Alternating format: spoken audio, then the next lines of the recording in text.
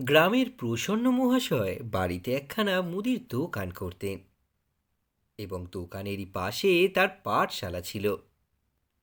বেদ ছাড়া পাঠশালায় শিক্ষাদানের বিশেষ উপকরণ বাহুল্যও ছিল না। তবে এই বেতের উপর অভিভাবকদের বিশ্বাস গুরুমশায়ের অপেক্ষা কিছু কম নয়। পৌষ মাসের দিন অপু সকালে লেপ মুড়ি দিয়ে রোদ উঠবার অপেক্ষায় বিছানায় শুয়েছিল। মা এসে ডাকলো। অপু, ওঠো শিগগির করে। আজ তুমি যে পাঠশালায় পড়তে যাবে, কেমন সব বই আনা হবে তোমার জন্য, সিলেট। হ্যাঁ, ওঠো, মুখ ধুয়ে নাও। উনি তোমায় সঙ্গে করে নিয়ে পাঠশালায় দিয়ে আসবেন। পাঠশালার নাম শুনে অপুর সদ্য নিদ্রোত্থিত চোখ দুটি তুলে অবিশ্বাসের দৃষ্টিতে মায়ের মুখের দিকে চেয়ে রইল। তার ধারণা ছিল যে যারা দুষ্টু ছেলে হয়, মার কথা শোনে না, ভাই বোনের সঙ্গে মারামারি করে, তাদেরই শুধু পাঠশালায় পাঠানো হয়ে থাকে। কিন্তু সে তো কোনোদিন ওরূপ করে না। তবে সে কেন পাঠশালায় যাবে? খানিক পরে সর্বজয়া পুনরায় এসে বলল, ওঠো অপু, মুখ ধুয়ে নাও। তোমায় অনেক করে মুড়ি বেঁধে দেবো এখন। পাঠশালায় বসে বসে খেও, লক্ষ্মী মানিক আমার। মায়ের কথার উত্তরে এসে অবিশ্বাসের সুরে বলল, এ। পরে মায়ের দিকে চেয়ে জিভ বের করে চোখ বুজে এক প্রকার মুখভঙ্গি করে রইল। উঠবার কোনো লক্ষণই দেখালো না। কিন্তু অবশেষে বাবা এসে পড়াতে অপুর বেশি জারি জুরিও খাটল না, যেতেই হলো। মায়ের প্রতি অভিমানে তার চোখে জল আসছিল। খাবার বেঁধে দেবার সময় বলল, আমি কখনো আর বাড়ি আসছি না, দেখো। ষাট ষাট, বাড়ি আসবি নাকি? ও কথা বলতে নেই, ছি। পরে তার চিবুকে হাত দিয়ে চুমু খেয়ে বলল, খুব বিদ্যেহ, ভালো করে লেখাপড়া শিখো। তখন দেখবে তুমি কত বড় বড় চাকরি করবে, কত টাকা হবে তোমার। কোনো ভয় নেই। ওগো, তুমি গুরুমশাইকে বলে দিও যেন ওকে কিছু বলে না। পাঠশালায় পৌঁছে দিয়ে হরিহর বলল, ছুটি হবার সময় আমি আবার এসে তোমাকে বাড়ি নিয়ে যাব অপু। বসে বসে লেখো, গুরুমশায়ের কথা শুনো, দুষ্টুমি করো না যেন। খানিকটা পরে পিছন ফিরে অপু চেয়ে দেখল বাবা ক্রমে পথের বাঁকে অদৃশ্য হয়ে গেল। অকুল সমুদ্র। সে অনেকক্ষণ মুখ নিচু করে বসে রইল। পরে ভয়ে ভয়ে মুখ তুলে চেয়ে দেখল গুরুমশাই দোকানের মাচায় বসে দাঁড়িতে সৈন্দব লবণ ওজন করে কাকে দিচ্ছেন। কয়েকটি বড় বড় ছেলে আপন চাটাইয়ে বসে নানারূপ কুৎসর করে কি পড়ছে ও ভয়ানক দুলছে। তার অপেক্ষা আরেকটু ছোট একটি ছেলে খুঁটিতে ঠেস দিয়ে আপন মনে পাততারি তালপাতা মুখে বুড়ে চেয়ে বাজছে। আরেকটি বড় ছেলে, তার গালে একটা আঁচিল, সে দোকানের মাচার নিচে চেয়ে কি লক্ষ্য করছে। তার সামনে দুজন ছেলে বসে স্লেটে একটা ঘর এঁকে কি করছিল। একজন চুপি চুপি বলছিল, আমি এই ঢেরা দিলাম। অন্য ছেলেটি বলছিল, এই আমার গোল্লা। সঙ্গে সঙ্গে তার স্লেটে আঁকা পড়ছিল ও মাঝে মাঝে আর চোখে বিক্রয়রত গুরুমশাইয়ের দিকে চেয়ে দেখছিল। অপু নিজের স্লেটে বড় বড় করে বানান লিখতে লাগলো। কতক্ষণ পরে ঠিক জানা যায় না, গুরুমশাই হঠাৎ বললেন, এই ফোনে স্লেটে ওসব কি হচ্ছে রে? সামনে সেই ছেলে দুটি অমনি স্লেটখানা চাপা দিয়ে ফেলল। কিন্তু গুরুমশাইয়ের সন্দৃষ্টি এড়ানো বড় শক্ত। তিনি বললেন, এই সতে, ফোনে স্লেটটা নিয়ে আয় তো। তার মুখের কথা শেষ হতে না হতে বড় আঁচিলওয়ালা ছেলেটা ছোঁ মেরে স্লেটটা উঠিয়ে নিয়ে গিয়ে দোকানের মাচার উপর হাজির করল। হুম, এসব কি লেখা হচ্ছে স্লেটে? সতে ধরে নিয়ে আয় তো দুজনকে, কান ধরে নিয়ে আয়। যেভাবে বড় ছেলেটা ছোঁ মেরে স্লেটটা নিয়ে গেল এবং যেভাবে বিপন্ন মুখে সামনের ছেলে দুটি পায়ে পায়ে গুরুমশাইয়ের কাছে যাচ্ছিল, তাতে হঠাৎ অপুর বড় হাসি পেল। সে ফিক করে হেসে ফেলল। পরে খানিকটা হাসি চেপে রেখে আবার ফিক ফিক করে হেসে উঠল। গুরুমশাই বললেন, হাসে কে? হাসছো কেন খোকা? এটা কি নাট্যশালা? নাট্যশালা কি অপু তা বুঝতে পারল না, কিন্তু ভয়ে তার মুখ শুকিয়ে গেল। সতে, একখানা থান ইট তুলে নিয়ে আয় তো, তেঁতুলতলা থেকে বেশ বড় দেখে। অপু ভয়ে আড়ষ্ট হয়ে উঠল। তার গলা পর্যন্ত কাঠ হয়ে গেল। কিন্তু ইট আনার পর সে দেখল ইটের ব্যবস্থা তার জন্য নয়, ওই ছেলে দুটির জন্য। বয়স অল্প বলেই হোক বা নতুন ভর্তি হয়েছে বলেই হোক, গুরুমশাই সে যাত্রায় তাকে রেহাই দিলেন। পাঠশালা বসত বিকেলে। সব শুদ্ধ ৮-১০টি ছেলে মেয়ে পড়তে আসে। সকলেই বাড়ি থেকে ছোট ছোট মাদুর এনে পেতে বসে। অপুর মাদুর নেই। সে বাড়ি থেকে একখানা জীর্ণ কার্পেটের আসন আনে।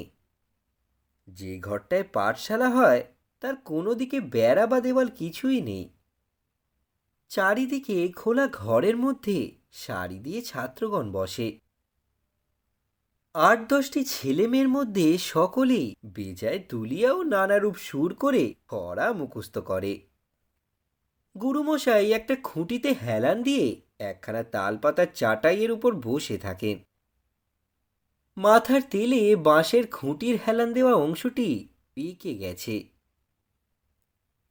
বিকেলবেলা প্রায় গ্রামে দিনু পালিত কি রাজু রায় তার সঙ্গে গল্প করতে আসেন। পড়াশোনার চেয়ে এই গল্প শোনা অপুর অনেক বেশি ভালো লাগত। রাজু রায় মহাশয় প্রথম যৌবনে বাণিজ্যে লক্ষ্মীর বাস স্মরণ করে কিভাবে আশারুর হাটে তামাকের দোকান খুলেছিলেন সে গল্প করতেন। অপু অবাক হয়ে শুনত। বেশ কেমন নিজের ছোট্ট দোকানের ঝাঁপটা তুলে বসে বসে দা দিয়ে তামাক কাটা, তারপর রাত্রে নদীতে যাওয়া, ছোট্ট হাঁড়িতে মাছের ঝোল ভাত রেঁধে খাওয়া, হয়তো মাঝে মাঝে তাদের সেই মহাভারতখানা কি বাবার সেই দাশুরায়ের পাঁচালিখানা মাটির প্রদীপের সামনে খুলে বসে পড়া। বাইরে অন্ধকারে বর্ষারাতে টিপটিপ বৃষ্টি পড়ছে, কেউ কোথাও নেই। পিছনের ডোবায় ব্যাঙ ডাকছে।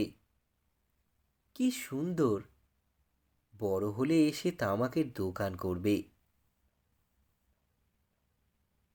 এই গল্পগুজব এক একদিন আবার ভাব ও কল্পনার সর্বোচ্চ স্তরে উঠত।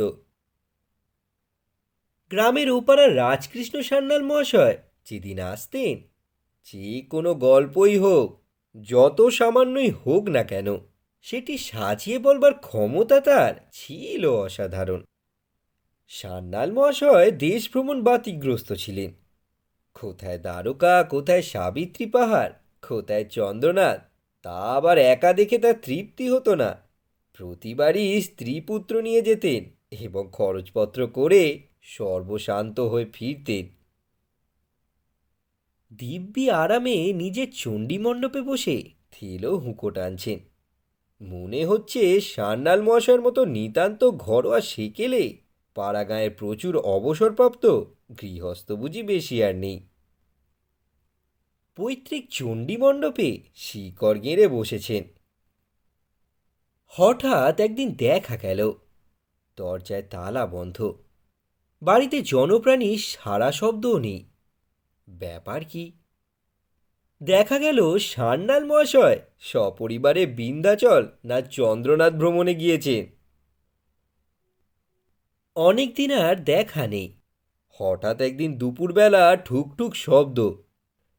লোকে সবিস্ময়ে চেয়ে দেখল। 2 গরুর গাড়ি বোঝাই সান্যাল মশাই সপরিবারে বিদেশ থেকে প্রত্যাগমন করেছেন। লোকজন ডেকে হাঁটু সমান উঁচু জল বিছুটি ও অর্জুন গাছের জঙ্গল কাটতে কাটতে বাড়িতে ঢুকছেন। একটি মোটা লাঠি হাতে তিনি লম্বা পা ফেলে পাঠশালায় এসে উপস্থিত হতেন। এই যে প্রসন্ন, কিরকম আছো? বেশ জাল পেতে বসেছো যে, কটা মাছ পড়লো? নামটা মুখস্থরত অপুর মুখ অমনি অসীম আহ্লাদে উজ্জ্বল হয়ে উঠত। সান্যাল মশাই যেখানে তালপাতার চাটাই টেনে বসেছেন, সেদিকে হাতখানেক জমি উৎসাহে আগিয়ে বসত। স্লেট বই মুড়ে একপাশে রেখে দিত, যেন আজ ছুটি হয়ে গেছে, আর পড়াশোনার দরকার নেই। সঙ্গে সঙ্গে তার ডাগর ও উৎসুক চোখ দুটি গল্পের প্রত্যেক কথা যেন দুর্ভিক্ষের ক্ষুধার আগ্রহে গিলত। কুঠির মাঠের পথে যে জায়গাটা এখন নালতাকুড়ির জোল বলে, ওইখানে অনেক কাল আগে গ্রামের মতি হাজরার ভাই চন্দর হাজরা কি বনের গাছ কাটতে গিয়েছিল। বর্ষাকাল, এখানে ওখানে বৃষ্টির জলের তোড়ে মাটি খসে পড়েছিল। হঠাৎ চন্দর হাজরা দেখলো এক জায়গায় যেন একটা পিতলের হাঁড়ির কানা মতো মাটির মধ্যে হতে একটুখানি বের হয়ে আছে। তখনই সে খুঁড়ে বের করলো। বাড়ি এসে দেখেন এক হাঁড়ি সেকেলে আমলের টাকা। তাই পেয়ে চন্দরাজরা দিন কত খুব বাবুগিরি করে বেড়ালো। এসব সান্যাল মশাইয়ের নিজের চোখে দেখা। এক একদিন রেল ভ্রমণের গল্প উঠত। কোথায় সাবিত্রী পাহাড় আছে, তাতে উঠতে তার স্ত্রীর কীরকম কষ্ট হয়েছিল। নাভিগয়ায় পিণ্ডি দিতে গিয়ে পাণ্ডার সঙ্গে হাতাহাতি হবার উপক্রম। কোথাকার এক জায়গায় একটা খুব ভালো খাবার পাওয়া যায়। সান্যাল মশাই নাম বললেন প্যারা। নামটা শুনে অপুর ভারী হাসি পেয়েছিল। বড় হলে সে প্যারা কিনে খাবে। কোন দেশে সান্যাল মহাশয় একজন ফকিরকে দেখেছিলেন। সে এক অশ্বত্থতলায় থাকতেন। এক ছিলিম গাঁজা পেলে সে খুশি হয়ে বলতো, আচ্ছা, কোন ফল তোমরা খেতে চাও বলো। পরে ইপ্সিত ফলের নাম করলে সে সম্মুখের যে কোনো একটা গাছ দেখিয়ে বলতো, যাও, ওখানে গিয়ে নিয়ে আসো। লোকে গিয়ে দেখতো হয়তো আম গাছে বেদানা ফলে আছে, কিংবা পেয়ারা গাছে কলার কাঁদি ঝুলে আছে। রাজু রায় বলতেন, ওসব মন্তরতন্ত্রের খেলা আর কি। সেবার আমার এক মামা। দিনু পালিত কথা চেপে দিয়ে বলতেন, মন্তরের কথা যখন ওঠালে তখন একটা গল্প বলি, শোনো। গল্প নয়, আমার স্বচক্ষে দেখা। বেলডাঙার বুধো গারোয়ানকে তোমরা দেখেছো কেউ? রাজু না দেখে থাকো, রাজকৃষ্ণ ভায়া তো খুব দেখেছো। কাঠের দড়ি বাঁধা এক ধরনের খড়ম পায়ে দিয়ে বুড়ো বরাবর নিতে কামারের দোকানে লাঙলের ফাল পোড়াতে আসতো। 100 বছর বয়সে মারা যায়। মারাও গিয়েছে আজ 25 বছরের ওপর। জোয়ান বয়সে আমরা তার সঙ্গে হাতের কবজির জোরে পেরে উঠতাম না।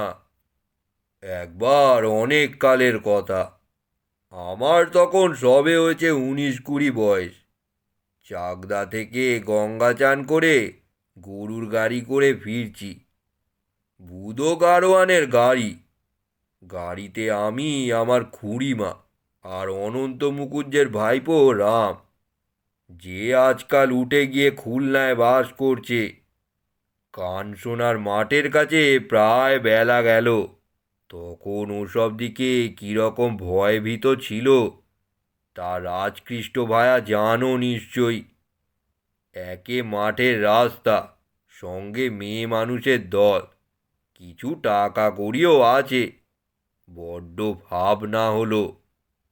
আজকাল যেখানে নতুন গাঁখানা বসেছে ওই বরাবর এসে হলো কি জানো? জনাচারেক ষণ্ডা মাক্কগোচের মিশকালো লোক এসে গাড়ির পিছন দিকের বাঁশ দুদিক থেকে ধরলে, এদিকে দুজন ওদিকে দুজন। দেখে তো মশাই আমাদের মুখে রাটা নেই। কোনো রকমে গাড়ির মধ্যে বসে আছি, এদিকে তারাও গাড়ির বাঁশ ধরে সঙ্গেই আসছে।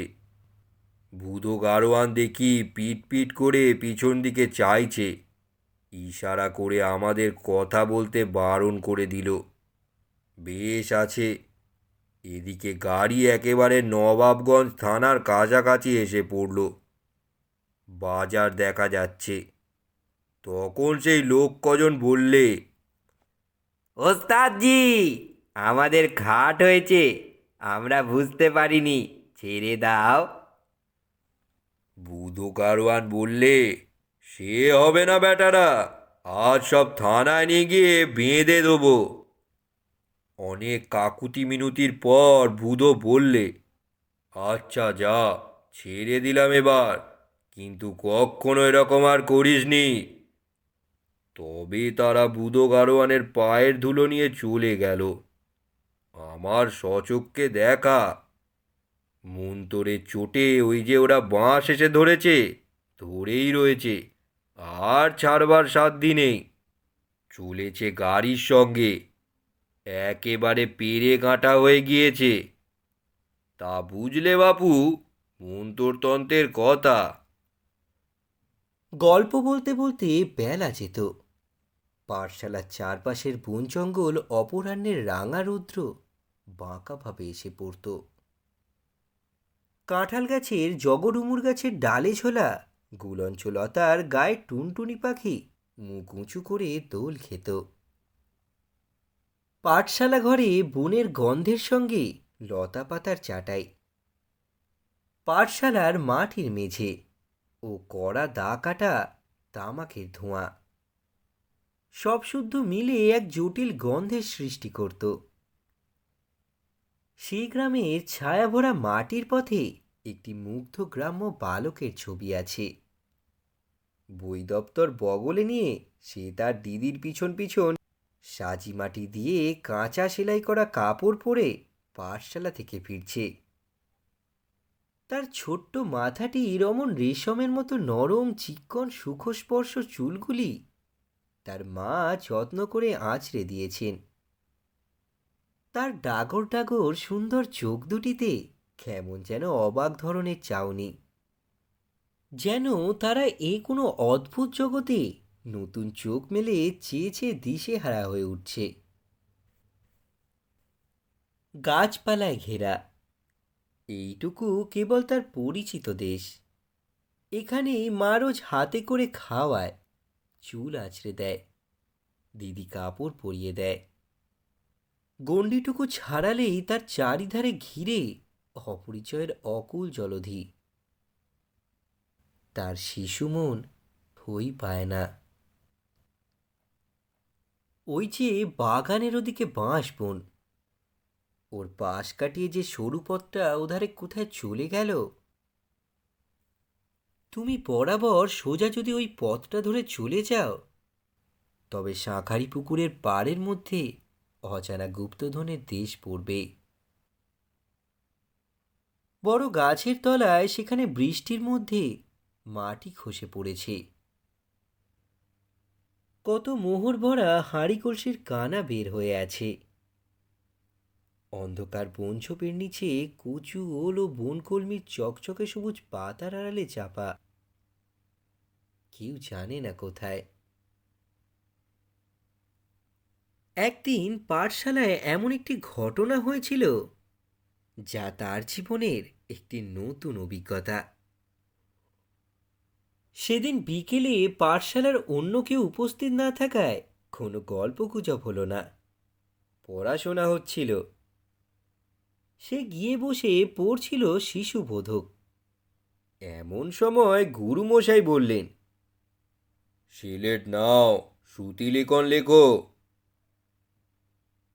মুখে মুখে বলে গেলেও অপু বুঝেছিল গুরু মহাশয় নিজের কথা বলছেন না, মুখস্থ বলছেন।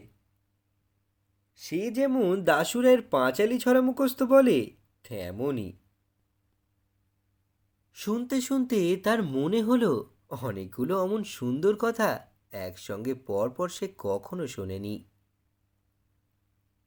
সব কথার অর্থ সে বুঝছিল না, কিন্তু অজানা শব্দ ও ললিত পদের ধ্বনি, ঝংকার জড়ানো এক অপরিচিত শব্দ সঙ্গীত অন্নভস্ত শিশুকর্ণে অপূর্ব ঠেকল। এবং সব কথার অর্থ না বোঝার দরুনই কুহেলি ঘেরা অস্পষ্ট শব্দ সমষ্টির পিছনে একটা অপূর্ব দেশের ছবি বরাবর উঁকি মারছিল। বড় হয়ে স্কুলে পড়বার সময় সে বের করেছিল ছেলেবেলাকার এই মুখস্থ শ্রুতিলেখন কোথায় আছে। এই সেই জন্মস্থান মধ্যবর্তী পৌশ্রবণগিরি, তার শিখর দেশে আকাশপথে শততশ্মীর সঞ্চরমান জলধর পটল সংযোগে নিরন্তর নিবিড় নীলিমায় অলঙ্কৃত উদ্বৃত্তকা প্রদেশ ঘন সন্নিবিষ্ট বন, পাদপ সমূহের সমাচ্ছন্ন থাকতে স্নিগ্ধ শীতল ও রমণীয়, পাদদেশে প্রসন্ন সলিলা গোদাবরী তরঙ্গ বিস্তার করিয়া। সে ঠিক বলতে পারে না, বুঝতেও পারে না, কিন্তু সে জানে, তার মনে হয় সেই যে বছর দুই আগে কুঠির মাঠে সরস্বতী পুজোর দিন নীলকণ্ঠ পাখি দেখতে গিয়েছিল, সেদিন মাঠের ধার বয়ে একটা পথকে দূরে কোথায় যেতে দেখেছিল সে। পথটা দুধারে যে কত কি অচেনা পাখি, অচেনা গাছপালা, অচেনা বনঝোপ। অনেকক্ষণ সেদিন সে পথটার দিকে এক দৃষ্টে চেয়েছিল। মাঠের ওদিকে পথটা কোথায় যে চলে গিয়েছে তা ভেবে সে কুল পায় না। তার বাবা বলেছিল, ও সোনারাঙা মাঠের রাস্তা, মাধবপুর 10 গড়া হয়ে সেই ধলচিতের খেয়াঘাটে গিয়ে মিশেছে। ধলচিতের খেয়াঘাট নয়, সে জানতো পথটা আরও অনেক দূরে গিয়েছে, রামায়ণ মহাভারতের দেশে। সেই অসৎ গাছের সকলের চেয়ে উঁচু ডালটার দিকে চেয়ে থাকলে যার কথা মনে ওঠে সেই বহু দূরের দেশটা। ওই পথের ওধারে অনেক দূরে কোথায় যেন জনস্থান মধ্যবর্তী পুষ্রবণ পর্বত। বনঝোপের স্নিগ্ধ গন্ধে না জানার ছায়া নেমে আসা ঝিকিমিকি সন্ধ্যায় সেই স্বপ্নলোকের ছবি তাকে অবাক করে দিল। কত দূরে সে পুষ্রবণগিরির উন্নত শিখর, আকাশপথে শতৎ সঞ্চরমান মেঘমালায় যাহার প্রশান্ত, নীল সৌন্দর্য সর্বদা আবৃত থাকে। সে বড় হলে গিয়ে দেখবে